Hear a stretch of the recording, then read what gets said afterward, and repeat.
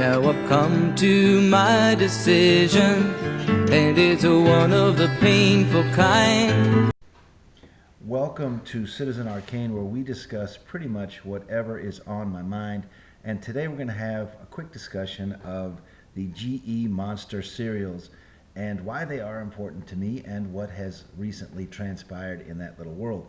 Firstly, I have always had a great love of Halloween, and that may stem in part from the fact that the Monster cereals were a part of my childhood iconography.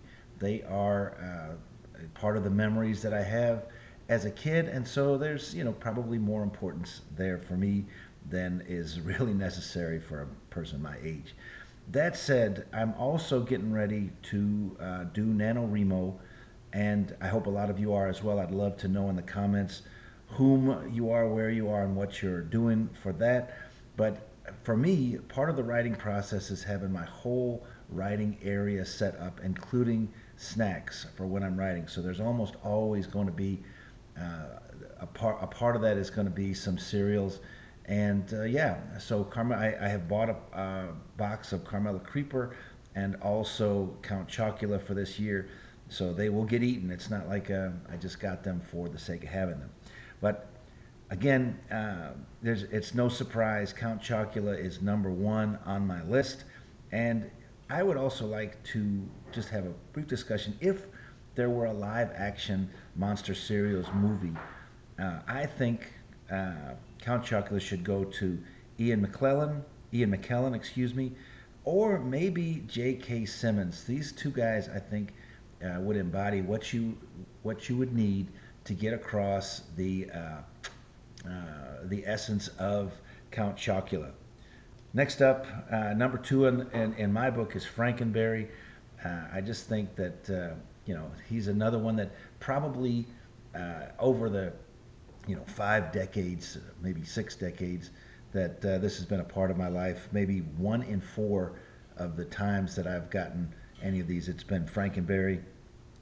I'd have Jeremy Irons or Jude Law play him in the movie. Just my thought. Boo Berry is the last of the mainstream ones, and again, I would say 10% of the time I've probably had 3 boxes of Boo Berry in my entire life, and I would have him played by Ben Stiller. I just think that could really work, and it would be a lot of fun. Then we get into this whole issue. There's some that are not released every year or are just minor pieces. As a matter of fact, in a minute we'll talk about one that I didn't even think was real. But Yummy Mummy, the fruit flavored one, I would have played by Ryan Reynolds. I think that could be fun and it could work. And then there was Fruit Brute, which again, until Eric Stoltz had that box in Pulp Fiction, I didn't even think that was real. I don't think I ever saw one until a few years ago. I think I saw a box of it out there. And again, Eric Stoltz, I think could do justice to that part, and also Josh Brolin, I think, has a real part to play there. And of course, the new addition, Carmela Creeper, which I bought a box. I have some. The box looks okay. The cereal itself, the color profile is nice. It's very bland. I mean, it's always been flavored cardboard, but again, it looks okay. In the movie, I think she should be played by Katy Perry if they go with Carmela Creeper, or if they would go with Carmela Creeper.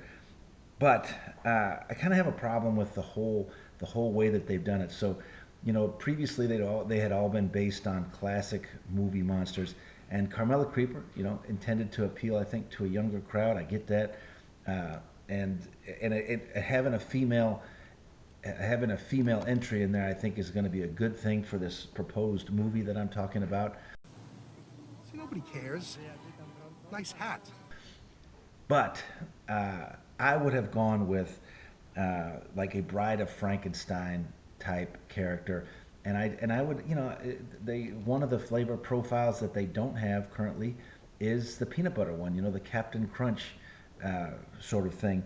And so if it was Bride of Frankenstein and it was like a PBJ kind of thing, and you had Cassandra Peterson, aka Elvira, playing that part. I think it would really work and be a lot of fun. Love to know what you think. Let me know in the comments, and have a great day.